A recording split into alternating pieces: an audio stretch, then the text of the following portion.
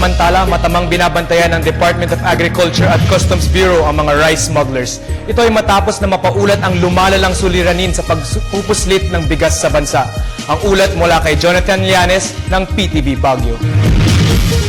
Binubuo ngayon ng Kagawaran ng Agrikultura kasama ang Customs Bureau at ng Department of Trade and Industry ang isang alyansa na nakatuon sa paglaban sa pagpasok ng mga smuggled goods sa Pilipinas, partikular na ng mga imported smuggled rice na sa makaka-apekto sa food security ng ating bansa.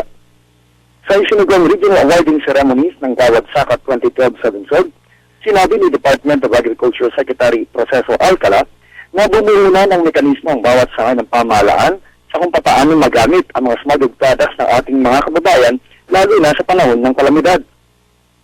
Dahil dito nakatakdang magpalabas ang DA at ang DTI ng mga kaukulang permits na nagsisiguro sa kalidad ng mga smuggled goods na pumapasok sa ating bansa. Samantala, nananatili pa rin sa tamang landas ang Pilipinas hinggil sa produksyon nito ng bigas at mais sa kabila ng dumaang bagyong Henera kadagat. Ito ang dahilan kung bakit isiniguro ng ating kalihim ang nakatakdang pag-export ng Pilipinas ng bigas at mais sa ibayong dagat sa susunod na taon.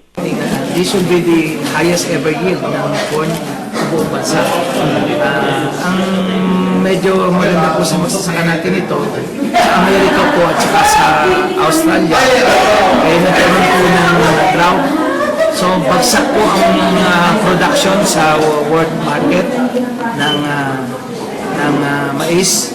So yung pong ma-harvest na mais na ating mga kababayan sa bansang Pilipinas, I think talaga pong magiging maganda ang presyo. Mula sa lungsod ng budget para sa Telebisyon ng Bayan, Jonathan Llanes.